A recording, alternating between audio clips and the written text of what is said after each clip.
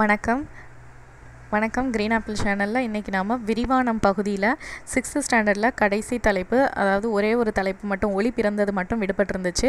அதை இப்போ பார்க்க போகிறோம். இந்த லெசன் ரொம்ப சிம்பிளாக இருக்கும். இதில் உள்ள கொஷின்ஸ் ரொம்ப கம்மி தான், அதை சொல்லிடுறேன். இந்த லெசன் எதை பற்றினதுன்னு பார்த்தீங்கன்னா, அப்துல் கலாம் பற்றி தான். அப்துல் கலாம் கிட்ட குழந்தைங்க பேசுகிற மாதிரி வந்திருக்கும். நுழையும் உள்ள எந்த கொஷினும் கிடையாது. அப்துல் கலாம் இருப்பார். அப்துல் கலாம் ஒரு காணொலியில் தெரிகிற மாதிரியும், அவர்கிட்ட ஒவ்வொரு குழந்தைங்களாக ஒவ்வொரு கொஷின் கேட்கும், அதுக்கு ஆன்சர் பண்ணுற மாதிரியும் கொடுத்துருப்பாங்க. இது நான் நமக்கு தேவையான கொஷின்ஸை மட்டும் சொல்கிறேன், வேறு எதுவும் அந்த கதையெல்லாம் தேவையில்லை. இப்போ ஃபஸ்ட்டு ஒரு குழந்தை என்ன கேட்குதுன்னா, அறிவியல் மீது உங்களுக்கு எப்போ ஆர்வம் ஏற்பட்டுச்சு முதல்ல அப்படின்னு அப்துல் கலாம் கிட்ட கேட்குது. அதுக்கு அவர் என்ன சொல்கிறாருன்னா, எனக்கு 10 வயசில் சிறுவனாக இருந்தபோது அந்த அறிவியல் ஆர்வம் ஏற்பட்டுச்சு. அது எப்படின்னா, அறிவியல் ஆசிரியர் என்ன கேட்குறாருன்னா, பறவைகள் எப்படி பறக்கின்றன அப்படின்னு கேட்டிருக்காங்க குழந்தைங்களை பார்த்து. அதுக்கு அந்த நிமிஷத்துலேருந்து இவருக்கு வானத்தில் நம்மளும் பறக்கணும் அப்படிங்கிற குறிக்கோள் வந்துருச்சு. அதுதான் அறிவியல் ஆர்வத்தின் தொடக்கம் அப்படின்னு சொல்கிறாரு. இது ஒரு கொஷின். அறிவியல் ஆர்வம் எந்த வயதிலிருந்து அப்துல் கலாமிற்கு ஏற்பட்டது அப்படின்னு கேட்டாங்கன்னா 10 வயசு. எந்த ஆசிரியர் கேள்வி கேட்டார், என்ன கேள்வி கேட்டார் அப்படின்னு பார்த்தீங்கன்னா, அறிவியல் ஆசிரியர் என்ன கேள்வி கேட்டார்னு பார்த்தீங்கன்னா, பறவைகள் எப்படி பறக்கின்றன அப்படின்னு கேட்குறாரு. இவருக்கு என்ன ஆசை ஏற்பட்டது அப்படின்னா, வானில் பறக்க வேண்டும் என்ற ஆசை ஏற்பட்டது. இது சும்மா படிச்சுக்கோங்க, படிச்சிங்கனாலே உங்களுக்கு ஈஸியாக ஞாபகம் இருக்கும்.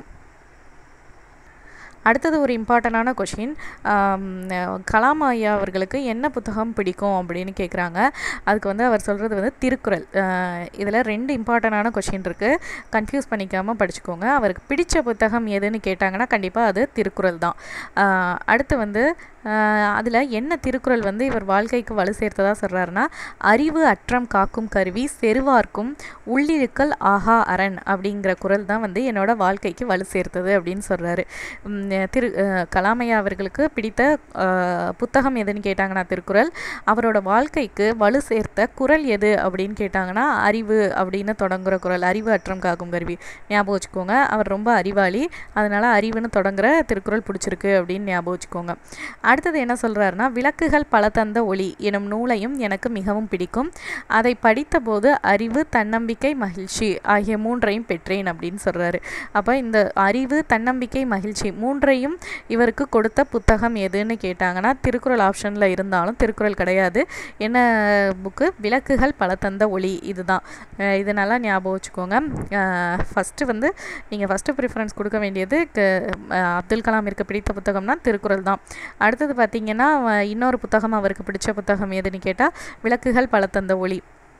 இதில் அவருடைய வாழ்க்கையில் அதை படித்தப்ப அறிவு, தன்னம்பிக்கை, மகிழ்ச்சி 3ஐயும் கொடுத்த புத்தகம் எதுன்னு கேட்டாங்கன்னா அதில் திருக்குறள் ஆப்ஷன் இருந்தாலுமே இதுதான் ஆன்சர், கரெக்டு. விளக்குகள் பல தந்த ஒளி தான். இதில் இன்னொரு இம்பார்ட்டண்டான கொஷின், விளக்குகள் பல தந்த ஒளி இதோட ஆசிரியர் யாருன்னா லிலியன் வாட்சன் அப்படிங்கிறவர். ஞாபகம் வச்சுக்கோங்க, லிலியன் வாட்சன் அப்படிங்கிறவர் தான் இந்த புத்தகத்தை எழுதினது.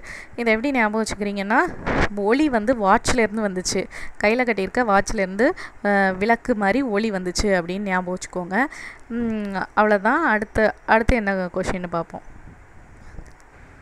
எது உங்களுக்கு வாழ்க்கையில் மகிழ்ச்சி தந்த விஷயம் அப்படின்னு கேட்குறாங்க. அதுக்கு கலாம் என்ன சொல்கிறாருன்னா, போலியோவால் பாதிக்கப்பட்டவங்க 3 கிலோ எடையுள்ள செயற்கை கால்களை தன்னோட கால்களில் மாட்டிக்கிட்டு நடக்க ரொம்ப கஷ்டப்பட்டதை பார்த்தாரு. அதுக்கப்புறம் இவங்க என்ன பண்ணுறாங்க, கார்பன் இலைகளை கொண்டு 300 கிராம் எடையுள்ள செயற்கை கால்கள் உருவாக்கப்பட்டன. அதை அவங்க அணிஞ்சிக்கிட்டு நடந்தது தான் இவங்க வாழ்க்கையில் பெரிய மகிழ்ச்சியை தந்தது அப்படின்னு சொல்கிறாரு. இது ஒரு இம்பார்ட்டண்டான கொஷின். அவருக்கு மகிழ்ச்சியை தந்தது எது? இது போலியோவால் பாதிக்கப்பட்டவங்க 3 கிலோ எடையுள்ள செயற்கை கால்களுக்கு பதிலாக 300 கிராம் எடையுள்ள செயற்கை கால்களை பொருத்திக்கிட்டு நடந்தது தான் இவருக்கு வாழ்க்கையில் மகிழ்ச்சியான தருணம். இந்த 300 கிராமாக மாற்றினப்போ எதால் அவங்க அந்த செயற்கை கால்களை தயாரிச்சிருந்தாங்கன்னா கார்பன் இலைகள். இதுவும் இம்பார்ட்டண்டான கொஷின். அடுத்தது பார்ப்போம். அடுத்து சுதந்திர இந்தியாவில் வெற்றிகளாக எவற்றை கருதுகிறீர்கள் அப்படின்னு சொல்லி குழந்தைங்க கேட்குறாங்க. அதுக்கு அவர் ஒரு 1 2 3 4 5 6 6 விஷயத்த சொல்கிறாரு. இதை வந்து மனப்பாடம் பண்ண தேவையில்ல, சும்மா வந்து ஒரு கிளான்ஸ் படிச்சுக்கோங்க. உணவு உற்பத்தியில் தன்னிறைவு அடைஞ்சிருக்கோம் அப்படின்னு சொல்கிறாரு. எல்லாருக்குமே இப்போ உணவு கிடைக்கிது, யாருக்குமே உணவு இல்லாமல் இல்லை. தகவல் தொழில்நுட்பத்துறையில் மிகுதியான வளர்ச்சி பெற்றுள்ளோம், அது எல்லாருக்குமே தெரியும். இப்போ நம்ம தகவல் தொழில்நுட்பத்துறையில் எந்த அளவுக்கு வளர்ச்சி அடைஞ்சிருக்கோன்னு. எவ்வகையான செயற்கைக்கோள்களையும் ஏவும் திறன் நம்மிடம் உள்ளது. வெளிநாட்டு செயற்கைக்கோள்களை கூட நம்ம அனுப்புகிற அளவுக்கு முன்னேறி இருக்கோம். அணு உலைகள் மூலம் மின்சாரம் தயாரிப்பதில் முன்னிலையில் உள்ளோம். ஆமாம், நம்ம தமிழ்நாட்டில் கூட 2 அணு உலைகள் இருக்குது, கல்பாக்கம், கூடங்குளம். அடுத்து நவீன மருந்துகளும் பாரம்பரிய மருத்துவ முறைகளும் வளர்ச்சி பெற்றுள்ளன. ஆமாம், நம்ம வெளிநாட்டிலேருந்து கூட நம்ம இந்தியாவுக்கு வந்து நிறையா பேர் மருத்துவம் பார்த்துக்கிறாங்க, அதே போல் மருத்துவமும் படிக்கிறாங்க. பாதுகாப்புத்துறையை பொறுத்தவரை அக்னி மற்றும் பிருத்திவி ஏவுகணை செலுத்துவதில் வெற்றி பெற்றுள்ளோம் அப்படின்னு சொல்கிறாரு. இது சும்மா ஒரு கிளான்ஸ் படிச்சுக்கோங்க, இதை மனப்பாடம் பண்ண தேவையில்லை. அப்புறம் ஒரு குழந்தை என்ன கேட்குதுன்னா பார்த்திங்கன்னா, நிறைய நோய்கள்லாம் இப்போ வருது, அதெல்லாம் வந்து சரி பண்ணுறதுக்கான சில நோய்களுக்கு சரி பண்ணுறதுக்கு மருந்து இல்லை, அதுக்கு ஏதாவது ஆய்வு நடந்துக்கிட்டு இருக்கா, என்ன மாதிரியான ஆய்வுகள் நடக்குது அப்படின்னு கேட்குறாங்க. அதுக்கு இவர் என்ன சொல்கிறாருன்னா, கடலுக்கடியில் மனிதனால் கண்டறியப்படாத ஏராளமான தாவரங்கள் உயிரினங்கள்லாம் இருக்குது, அதுலேருந்து புதிய மூலக்கூறுகளை பெற்று எய்ட்ஸ், அப்புறம் அது மட்டும் இல்லாமல் புதுசாக வர்ற நோய்களுக்கு கூட தடுப்பு மருந்து கண்டறியப்படலாம் அப்படின்னு சொல்கிறாரு. எது மூலியமாக எய்ட்ஸ் போன்ற இனிமேல் வரக்கூடிய புதிய நோய்களுக்கெல்லாம் தடுப்பு மருந்து கொண்டு வரலான்னு சொல்கிறாரு அப்படின்னு கேட்டாங்கன்னா, கடலுக்கடியில் உள்ள தாவரங்கள் உயிரினங்கள்லேருந்து மூலக்கூறுகள் எடுக்கப்பட்டு கண்டுபிடிக்கலாம் அப்படின்னு சொல்கிறாரு அப்படிங்கிறத ஞாபகம் வச்சுக்கோங்க. 100 வருஷத்துக்கு அப்புறம் நம்மளுடைய இந்தியா வந்து எப்படி இருக்கும் அப்படின்னு ஒரு குழந்தை கேட்குறாங்க. அதுக்கு இவர் என்ன சொல்கிறாருன்னா, 1000 வருஷத்துக்கு முன்னாடி எப்படி நாலந்தா பல்கலைக்கழகத்தில் வந்து ஒரு வலுவான கல்வி முறை இருந்துச்சோ அது மாதிரியான கல்வி முறை வந்து நம்ம நாட்டில் இருக்கும் அப்படின்னு சொல்கிறாரு. இது இம்பார்ட்டண்டான கொஷின். அடுத்து பார்த்திங்கன்னா, இயற்கை வளங்கள் அனைத்துமே தீர்ந்து போய் இருந்தாலும் செயற்கைக்கோள்களை வந்து சூரியனுக்கு அனுப்பி சூரிய சக்தியை பெற்று நமக்கு அளிக்கும் அப்படின்னு சொல்கிறாங்க. அடுத்து செவ்வாய்க்கோள் மனித இனம் குடியேறி இருக்கலாம் அப்படின்னு சொல்கிறாரு. 3 தான் இந்த சிறப்பு கூறுகளை கொஞ்சம் மனப்பாடம் பண்ணிக்கோங்க. எப்படிப்பட்ட கல்வி முறை இருக்குன்னு சொல்கிறாரு. 1000 வருஷத்துக்கு முன்னாடி உள்ள நாலந்தா பல்கலைக்கழகத்தில் எப்படி வலுவான கல்வி முறை இருந்ததோ அது இருக்குன்னு சொல்கிறாரு. அடுத்தது வந்து இயற்கை வளங்கள் அத்தனையும் தீர்ந்து போயிருந்தாலும் சூரிய சக்தியை பெற்று நமக்கு அளிக்கும் செயற்கைக்கோள் அப்படின்னு சொல்கிறாரு. 2. அடுத்த 3வது வந்து எந்த கோளில் மனிதன் குடியேறி இருப்பான்னு சொல்கிறாரு. செவ்வாய் கோளில் மனிதன் குடியேறி இருப்பான் அப்படின்னு சொல்கிறாரு. அடுத்து ஒரு இம்பார்ட்டண்டான கொஷின் என்ன கேட்குறாங்கன்னா, குழந்தைங்க வந்து முதல் விஞ்ஞானின்னு நீங்கள் யாரை சொல்கிறீங்க அப்படின்னு கேட்டால் அதுக்கு வந்து குழந்தைகளாகிய நீங்கள் தான் இவ்வுலகின் முதல் விஞ்ஞானிகள் அப்படின்னு சொல்கிறாரு. இது ரொம்ப இம்பார்ட்டண்டான கொஷின். அப்துல் கலாம் வந்து முதல் விஞ்ஞானி என்று யாரை குறிப்பிடுகிறார் அப்படின்னு கேட்டால் குழந்தைகள். அவர் ஏன் அப்படி சொல்கிறாருன்னா, கேள்வி கேட்குறது வந்து குழந்தைங்களோட இயல்பு, அவங்களோட கேள்விகளுக்கு தான் முடிவே இருக்காது, கேள்வி கேட்கும் ஒவ்வொரு குழந்தையும் விஞ்ஞானிகள் தான் அப்படின்னு சொல்கிறாரு. அதனால் அப்துல் கலாம் ஐயா விஞ்ஞானிகள் என்று யாரை குறிப்பிடுகிறார் அப்படின்னு கேட்டால் குழந்தைகள். இது இம்பார்ட்டண்டான கொஷின். அவ்வளோதான் அதில் உள்ள கொஷின்ஸ். ஒரு தடவை கொஷின்ஸை மட்டும் ரிப்பீட் பண்ணுறேன். இந்த லெசன் ரொம்ப சிம்பிளாக இருக்கும்.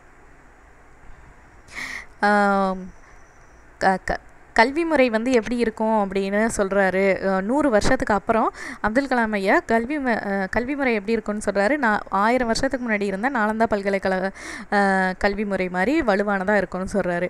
அடுத்து வந்து இயற்கை வளங்கள் அத்தனையும் தீர்ந்து போனாலும் எது வந்து நமக்கு வந்து சக்தியை தரும் அப்படின்னு சொல்கிறாரு. நாம் தயாரித்து அனுப்பிய செயற்கைக்கோள்கள் சூரிய சக்தியை பெற்று நமக்கு அளிக்கும் அப்படின்னு சொல்கிறாரு. அடுத்து எந்த கோளில் மனிதன் குடியேறி இருப்பான்னு சொல்கிறாரு. செவ்வாய்க்கோளில். இனிமேல் வரக்கூடிய நோய்களுக்கும் எய்ட்ஸ் போன்ற நோய்களுக்கும் எங்கேருந்து நாம் வந்து மருந்து கிடைக்கும் அப்படின்னு சொல்லி ஆராய்ச்சி பண்ணிக்கிட்டு இருக்காங்க அப்படின்னு எதை சொல்கிறாரு. கடலுக்கு அடியில் இருக்க தாவரங்கள் உயிரினங்களை பற்றி. அடுத்து இதை சும்மா படிச்சுக்கோங்க. எது வந்து இவரோட வாழ்க்கையில் மிகவும் மகிழ்ச்சி தர்ற ஒரு விஷயம்னு பார்த்தீங்கன்னா, போலியோவால் பாதிக்கப்பட்டவங்க 3 கிலோ எடையுள்ள செயற்கை கால்களை பொருத்திக்கிட்டு இருக்காங்க. அது 300 கிராமாக மாற்றினது தான் இவர் வாழ்க்கையிலே பெரும் மகிழ்ச்சி அளித்ததுன்னு சொல்கிறாரு. இது எதால் உருவாக்கப்பட்டது அப்படின்னு கேட்டாங்கன்னா கார்பன் இலைகள். எந்த நோய்? போலியோ நோய். அதை ஞாபகம் வச்சுக்கோங்க. கலாம் ஐயா அவர்களுக்கு அறிவு, தன்னம்பிக்கை, மகிழ்ச்சி மூன்றையும் கொடுத்த புத்தகம் எது அப்படின்னு கேட்டாங்கன்னா விளக்குகள் பல தந்த ஒளி. விளக்குகள் பல தந்த ஒளியோட ஆசிரியர் யாருன்னு கேட்டாங்கன்னா லிலியன் வாட்சன். அடுத்து கலாமையா வாழ்விற்கு வலு சேர்த்த திருக்குறள் எது அப்படின்னு கேட்டாங்கன்னா அறிவு அற்றம் காக்கும் கருவி. கலாமையா அவர்களுக்கு பிடித்த நூல் எதுன்னு கேட்டாங்கன்னா திருக்குறள். இன்னொரு நூல் வந்து விளக்குகள் பல தந்த ஒளி. அடுத்தது அவ்வளோதான் இதில் உள்ள கொஷின்ஸ். வேறு எதுவும் இதில் கொஷின்ஸ் கிடையாது. இந்த வீடியோ உங்களுக்கு பிடிச்சிருந்தா மறக்காமல் லைக் பண்ணுங்கள். ஒரே ஒரு கொஷின் விட்டுட்டேன். எந்த வயதிலிருந்து அவருக்கு வந்து அறிவியல் ஆர்வம் ஏற்பட்டுச்சுன்னு கேட்டால் 10 வயசுலேருந்து. அவரோட அறிவியல் ஆசிரியர் என்ன கேட்டார், பறவைகள் எப்படி பறக்கின்றனன்னு கேட்டார். அந்த கேள்வி மூலமாக தான் இவருக்கு அறிவியல் ஆர்வம் தொடங்குச்சு. இவருக்கு என்ன ஆசையாக இருந்தது அந்த டைமில், வானில் பறக்கணும் அப்படிங்கிறது தான் இவரோட வாழ்க்கை குறிக்கோளாக இருந்தது. இதுதான், அவ்வளோதான். இந்த வீடியோ உங்களுக்கு பிடிச்சிருந்தா மறக்காமல் லைக் பண்ணுங்கள். அடுத்த வீடியோ வந்து 7th ஸ்டாண்டர்ட்லேருந்து பார்ப்போம். இதோட 6th ஸ்டாண்டர்ட் முடிவடையுது. தேங்க்ஸ் ஃபார் வாட்சிங்.